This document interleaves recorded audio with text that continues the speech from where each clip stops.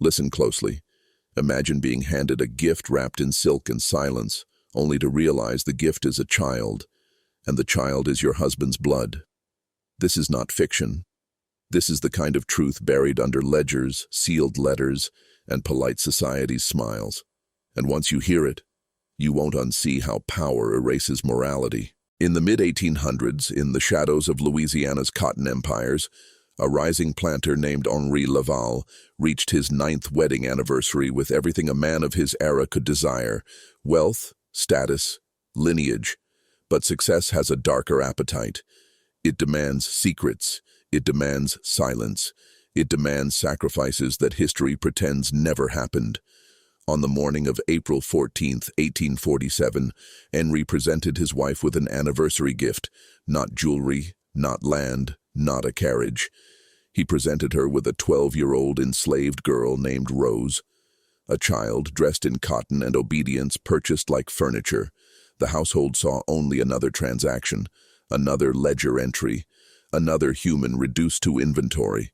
But beneath the surface, something monstrous was unfolding. Rose had his eyes, his face, his posture. She carried his blood. She was his daughter. And yet he offered her like property, because in that world power rewrote reality. The laws protected him, society protected him, silence protected him. The child had no protection at all. The plantation system was not just an economic engine, it was psychological conditioning on a civilizational scale. It taught men that conscience was optional. It taught society that morality could be suspended if profit required it. And Henri Laval believed he was a decent man. When you control the narrative, you control reality. That is the first forbidden lesson of power. And Rose walked into Bellamont House unaware that her very existence was a living weapon, one that would destroy a marriage, expose a man's cowardice, and reveal how institutions protect monsters who wear gentlemen's coats.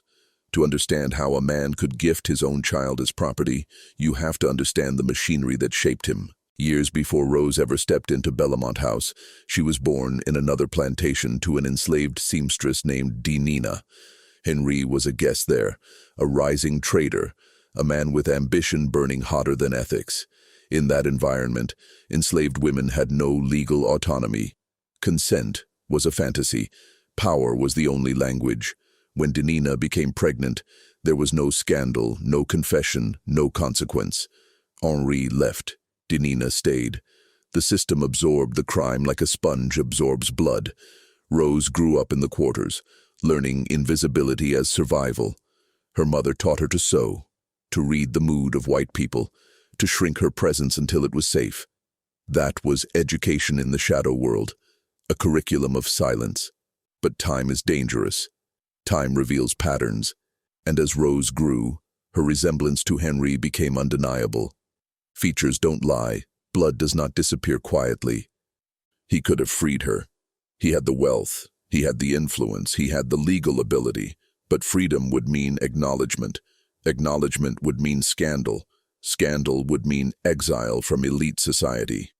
So he chose a third path. Ownership disguised as protection. He bought her. He brought her into his household. He placed her directly under his wife's authority. And he never told the truth. This is how elites rationalize cruelty. They reframe domination as guardianship. They turn moral cowardice into strategic virtue. They tell themselves, I did the best I could while doing the bare minimum to protect their status. And society applauds them. Rose arrived at Bellamont House as a child with no understanding of the psychological battlefield she had entered. She thought she was just another servant. She didn't know she was walking into a domestic Cold War built on betrayal, jealousy, and buried shame. Because Celeste Laval, his wife, saw the truth immediately, and in that moment her marriage died. Celeste Laval was not a naive woman. She had been raised in the discipline of elite society, trained to read power dynamics the way generals read battlefields. When Rose stood before her in that pale blue dress, Celeste did not see a servant. She saw a confession that had never been spoken. The girl had Henri's eyes, that specific shade, rare, inherited, unmistakable, a genetic signature no lie could erase. She smiled. She accepted the gift. She played the role. But inside, something ancient and dangerous woke up. In elite households, women like Celeste were taught to control chaos through discipline, surveillance, and psychological dominance. Public scandal was forbidden. Divorce was social suicide. Open confrontation was weakness. So she did what power teaches the powerless elite to do. She turned inward and calculated. Rose became her instrument of silent warfare. The girl was placed directly under Celeste's supervision. Not beaten, not starved, not visibly abused. Instead, she was subjected to something more refined and more devastating: total psychological domination. Celeste was reasserting hierarchy. Rose was not just a reminder of infidelity. She was proof that Celeste's status had been compromised. In the brutal logic of elite society, humiliation demanded correction, and correction required a target. Rose became that target. She learned to walk quietly, to breathe quietly, to exist quietly. This is the hidden architecture of oppression, not just chains but conditioning, not just violence but identity erasure. The other enslaved people saw it. They knew Rose was different. Light-skinned, house-trained, connected to the master. She existed in a dangerous limbo, resented by some, pitied by others, protected by no one. Isolation is one of the oldest control techniques in history. Remove community, remove voice, remove identity. What remains is compliance. Meanwhile, Celeste investigated. Letters, gossip, coded inquiries sent across plantations. She gathered confirmation not because she needed proof, but because power thrives on certainty. When the confirmation arrived, she confronted Henri, and in that private study, the truth finally spoke out loud. He admitted nothing directly. He didn't need to. Silence was confession. Celeste gave him a choice: remove the girl or surrender authority over her entirely. Henri chose cowardice disguised as morality. He refused to sell Rose, claiming protection. So Celeste accepted ownership. In the legal and symbolic language of the time, Rose became Celeste's property. And with that, Celeste gained the right to shape Rose's fate completely. From that night forward, Rose was no longer just a secret. She was a battleground. And every day she lived inside that house. She lived inside a psychological experiment in domination, resentment, and silent warfare. But the system had not finished with her yet. Rose grew up inside a contradiction. She lived in silk corridors but slept in servant quarters. She ate leftovers from silver plates but was never allowed to touch silver. She was called girl by people who knew she was blood, and yet no one dared say the word daughter. Identity denial is one of the deepest forms of violence. When the world refuses to name who you are, it fractures you from the inside. Celeste understood this instinctively. She educated Rose, reading, writing, piano basics, not out of kindness, but control. Education without freedom is a leash made of knowledge. It makes you useful. It makes you aware. It does not make you equal. Guests admired Rose's intelligence. Some whispered she was too refined for a slave. Others whispered worse things. In elite society, whispers are weapons. A rumor can destroy faster than fire. Henri watched from a distance. He never called her by name in public, never acknowledged the resemblance, never claimed her privately. His silence was strategic self-preservation, and Rose noticed everything. Children see patterns adults pretend not to see. She saw the way Henri lingered when she played piano. She saw the tension in Celeste's jaw. She heard the servants' whispers late at night. Eventually, she asked the forbidden question, "Why do I look like him?" The room froze. Celeste didn't slap her. She didn't shout. She did something far colder. She rewrote reality. "You look like many men," she said. "Do not imagine importance where there is none." Gaslighting before the word existed. Psychological erasure dressed as discipline. But truth is resilient.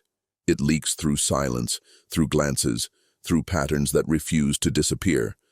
When Rose turned 16, she found letters hidden in an old sewing chest. Dinina's letters, her mother's handwriting, her mother's pain, her mother's truth. Henri Laval was her father. In that moment, Rose's world did not explode. It collapsed inward. Identity shock is not dramatic. It is disorienting. It feels like discovering you were born inside a lie. She realized she was both inside and outside the master's world, both blood and property, both privileged and disposable. That duality is one of the most psychologically violent positions a human can occupy, and when identity fractures, power systems tighten their grip. Celeste discovered the letters were missing. She knew Rose knew, and knowledge is dangerous. From that moment on, Rose was no longer just a reminder of betrayal. She was a potential scandal, a living document, a walking truth bomb. Power does not tolerate evidence. So Celeste began preparing Rose for a future that looked like generosity, but functioned like containment. Marriage. Not to a free man, not to someone with power, but to a skilled enslaved craftsman on a neighboring plantation, a man loyal, quiet, and controllable. By marrying her off, Rose would disappear into another ledger, another household, another silence. The system's solution to inconvenient truths has always been relocation and paperwork, but Rose had learned something from the very people who tried to erase her. She had learned how power thinks, and she began planning something the plantation system never anticipated. Recognition is the most subversive act in a system built on erasure. Rose understood this before she had the language for it. She had watched how names changed everything, how titles transformed cruelty into duty, theft into inheritance, rape into silence. She realized the system didn't just control bodies, it controlled narratives. So she decided to weaponize narrative. She began subtly altering how people saw her. She dressed with deliberate modesty but impeccable grace. She spoke softly but precisely. She cultivated a reputation as the exceptional servant, loyal, intelligent, morally upright. White guests began requesting her presence during dinners. Some praised Celeste for civilizing her. Others hinted she should be freed. Every compliment was a fracture in the system's story. Celeste noticed. Power detects anomalies. When something moves outside its expected role, alarms trigger. Meanwhile, Henry began to see Rose not as property but as consequence. She was living proof of a moral failure he had buried for years. And unlike other secrets, she breathed, learned, and evolved. He started funding her education more openly. He bought her books. He requested she assist with estate accounting. He began to treat her like a human being, but never publicly, never legally, never honestly. This is how power performs conscience without surrendering control. Rose saw the hypocrisy clearly. She understood that love without acknowledgement is just another form of domination. She was not interested in his guilt. She was interested in agency. So she began writing. Journals, letters, accounts of plantation life, names, dates, practices. She documented everything, not as rebellion but as evidence. She knew she might never be free. But stories can outlive chains. Celeste discovered the journals by accident, and panic followed. A literate, enslaved person with records is a legal and social threat. Documentation is power. Documentation creates history. History creates accountability. Celeste burned most of the papers, but Rose had already sent copies. To a free black minister in New Orleans, to a sympathetic white abolitionist schoolteacher, to Denina's cousin who had escaped north. Rose was building a distributed memory network before anyone had language for it. When Celeste confronted her, Rose didn't beg. She didn't cry. She simply said, "If I disappear, others will speak." This was not rebellion with guns. This was rebellion with permanence, and it terrified them more than violence ever could. Henri finally offered to free her quietly, move her north, give her money, erase the scandal. But Rose refused. Freedom without acknowledgement was still silence. She wanted recognition. She wanted the world to know who she was. And in a society built on forgetting, her insistence on being remembered was revolutionary. What happened next would fracture the Laval legacy, echo through abolitionist circles, and leave historians arguing over whether Rose was a victim, a strategist, or something far more unsettling. A woman who turned the system's silence into a weapon against itself. And the consequences were irreversible. When Rose refused quiet freedom, the household entered crisis mode. Henri had imagined a simple solution: manumission papers, money, relocation, a neat transaction that would erase guilt without rewriting history. That is how elites solve problems. Paperwork, distance, silence. But Rose rejected silence. Her demand was dangerous in a way chains never were. She wanted public acknowledgement. To understand why this terrified them, you have to understand the plantation elite's greatest fear: exposure. Slavery survived not just through violence but through narrative control. Masters were supposed to be patriarchs, moral leaders, Christian gentlemen. Acknowledging a mixed-race daughter born from coercion would shatter that myth. It would prove what everyone whispered and no one admitted, that the system was built on systematic sexual violence. So Celeste escalated. She revived the marriage plan and pushed it aggressively. A skilled enslaved carpenter named Elijah was selected. Quiet, respected, no rebellious reputation. The goal was simple: absorb Rose into another household, change her surname in practice, erase her connection to the Lavals. Rose understood the strategy instantly. Marriage was not freedom. It was reclassification. She pretended to comply. She let them plan. She learned everything she could about Elijah and his network. And then she did something that turned her into a quiet legend among enslaved communities. She told him the truth. She told him who her father was. She told him about the letters, the journals, the copies already circulating. She told him she would not disappear. Elijah believed her, and he chose alliance over safety. Together, they began spreading information through the invisible channels enslaved people had built. Songs with coded messages, whispered rumors, traveling craftsmen, church gatherings. Within months, people across multiple plantations knew Henri Laval had enslaved his own daughter. The story moved faster than horses, faster than letters, faster than any official record, and stories are uncontrollable once they enter the public bloodstream. White neighbors began to hear rumors. Abolitionists wrote inquiries. A northern newspaper printed a thinly veiled account referencing a Louisiana planter and his living shame. Henri's business partners grew nervous. Churches questioned him. Polite society began to withdraw invitations. Power is fragile when legitimacy cracks. Celeste realized her strategy had backfired. By trying to contain Rose, she had amplified her. So she made a final decision. The kind elites make when systems fail. Remove the variable. Rose was suddenly accused of theft, then insubordination, then corrupting others. The goal was to justify selling her far away, breaking her network, erasing her story. But something unexpected happened. The community resisted. Elijah refused to separate. Other enslaved workers slowed production. Rumors of rebellion spread. Neighboring planters pressured Henri to handle the situation quietly. Rebellion was bad for business. The system was being destabilized by a woman who refused erasure. And then in 1859, something irreversible happened. Rose walked into a public church gathering, stood in front of white and black attendees, and spoke her name. She named her mother. She named her father. She named the truth. There are no surviving transcripts, only fragments from letters and abolitionist pamphlets.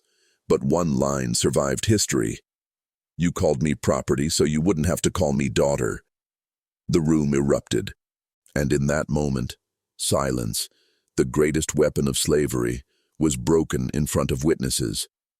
The Laval legacy never recovered.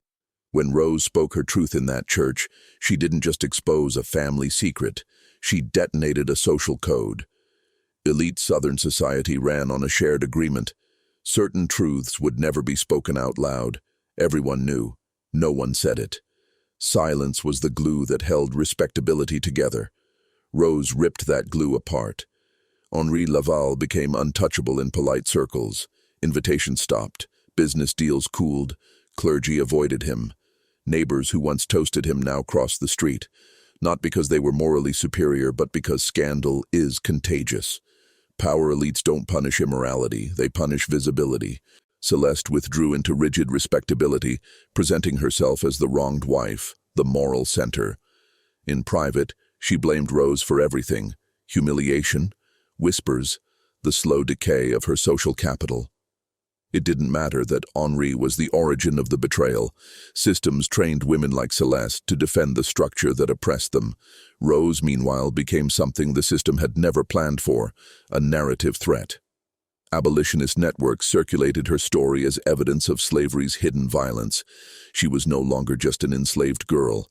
She was a symbol, proof that slavery was not just labor exploitation, but sexual domination and lineage theft. Her words appeared in pamphlets. Her story was debated in salons in Boston and London. She was turned into a moral weapon. But symbols are dangerous to the people who live inside them. Henri tried to regain control by offering her formal manumission publicly, a grand gesture, a performance of repentance, a strategic attempt to rewrite the narrative. Benevolent master frees enslaved daughter. Rose rejected the ceremony. Freedom that depends on your oppressor's stage is still controlled by your oppressor. She demanded land, legal recognition, and a public written acknowledgement of paternity. She demanded her mother's story be included. She demanded her name be recorded in church and legal registers as his child. These demands were radical, not because they were unreasonable, but because they threatened the foundation of racial caste. Acknowledge her as daughter, and the bloodline hierarchy collapses. Acknowledge mixed lineage, and purity myths dissolve. Acknowledge coercion, and moral legitimacy dies. Henri refused, so Rose did something even more dangerous. She left, not as a fugitive, as a witness. With the help of abolitionist contacts, she traveled north, speaking in small churches, private gatherings, and abolitionist meetings. Her story evolved from rumor into documented testimony. She spoke about Denina, about Celeste, about ledger entries that listed children as property, about education as control, about silence as violence. She didn't preach hatred. She preached clarity. Clarity is the enemy of oppressive systems. By the time the Civil War began, her story had circulated widely in activist circles. She was cited anonymously in speeches and writings. Some historians believe she contributed to early documentation that later influenced Reconstruction-era policies on mixed-race children and sexual exploitation under slavery. But history has a way of erasing inconvenient women. After the war, her name fades from official records. She likely married Elijah after emancipation. She likely taught. She likely wrote more than we know. But archives prioritize men, institutions, and winners. Her legacy became fragmented. Pieces in letters, rumors in footnotes, a line in an abolitionist pamphlet. Yet her impact was real. She forced a powerful man to face his crime publicly. She turned private exploitation into public discourse. She used recognition as rebellion. And she proved something that still unsettles power structures today. The most dangerous person in an oppressive system is not the one who escapes, but the one who speaks and refuses erasure. Because chains break quietly, stories break empires. Listen closely. This is the part most people never hear. Rose's story didn't end with emancipation. It didn't conclude with marriage or quiet survival. No, the system she confronted, the bloodlines, the plantations, the code of silence, never truly vanished. It adapted. It hid. It waited. The same mechanisms that allowed Henri Laval to enslave his own daughter continued to operate long after the Civil War. Power always finds a way to preserve itself. Names change, titles change, laws change, but psychological control, social manipulation, and institutional corruption endure. You see, oppression is not only physical, it is structural. It is embedded in the narratives we accept without question. It is the selective memory of history, the stories buried because they are inconvenient. Rose became a ghost, haunting the memory of her father's house. She existed in the margins of the historical record, a living reminder that no matter how polished the facade of wealth, respectability, or social dominance, truth has a stubborn way of resurfacing. Every ledger burned, every whispered secret, every polite smile could not erase the reality of her existence, or the fact that her life revealed the fragility of the elite moral performance. And here's the lesson hidden in that fragility, the one the system doesn't want you to see. Survival alone is not enough. Power structures depend on compliance, on the erasure of inconvenient truths, on people remaining silent. The moment someone dares to speak, to claim their identity, to expose the contradictions of those in power, the entire structure wavers. Think about it. Henri Laval's wealth, his influence, the veneer of control over his household and his social standing, it all relied on a secret he thought he could bury forever. But one child, one girl, challenged it. By refusing to be invisible, she transformed herself into something far more dangerous than any sword or gun. She became a truth that could not be contained. Now, reflect on this. In every system of control, whether it's government, family, or workplace, there are hidden hierarchies, unspoken rules, and invisible chains. They are upheld not just by laws or punishments, but by silence. And the most potent rebellion is to speak, to act, to acknowledge your own worth when the system tells you it doesn't exist. So here is your moment. I want you to pause and internalize this. Comment below twice clearly the phrase, "I see what was hidden." Do it now. This is not just a comment, it is a symbolic recognition, a commitment to perceiving the truths that have been suppressed around you. Twice, because transformation requires insistence.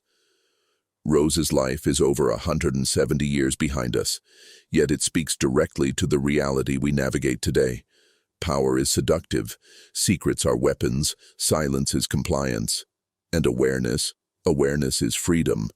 Remember this. Knowledge is dangerous because it cannot be unseen, and once you understand the mechanisms of control, once you perceive the hidden agendas, you are no longer merely a participant in the world. You are a witness, a challenger, and ultimately a breaker of chains. History never forgets the brave who expose its darkest corners, and neither should you.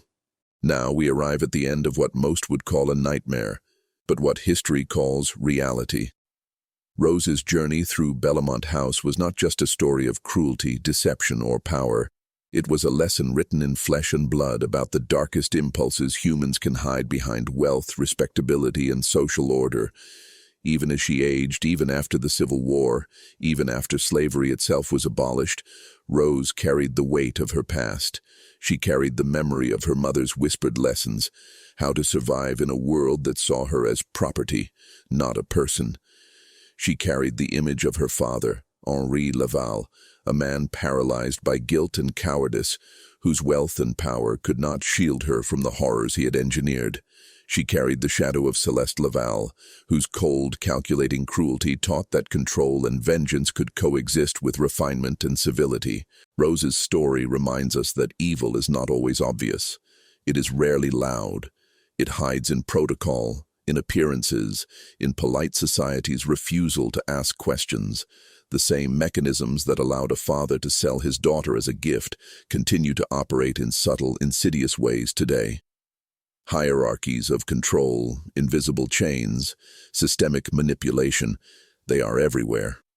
And they are only defeated when people see them for what they are. The final truth of Rose's life is this: survival is not enough. You must see.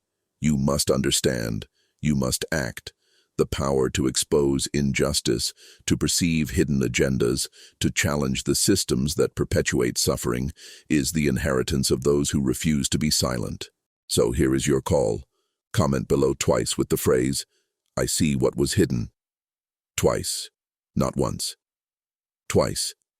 Let this be a declaration of awareness, a recognition that you will no longer ignore the truths buried in plain sight, and a step toward transforming yourself into someone who cannot be controlled by lies, secrecy, or fear. Rose's story is over 170 years old, yet it is not distant. It speaks to every system of power that has ever demanded silence. The world is full of Henri Lavals and Celeste Lavals, wealthy, powerful, polished, but the courage to see, to question, to survive, and ultimately to rise is far more enduring than any fortune. Remember this: once you know, you cannot unknow. Once you see, you cannot unsee. Knowledge is dangerous because it is liberation disguised as awareness. And liberation, once awakened, changes everything. History never forgets those who dare to expose its darkest corners, and neither should you. The question now is simple: will you remain a witness, or will you act?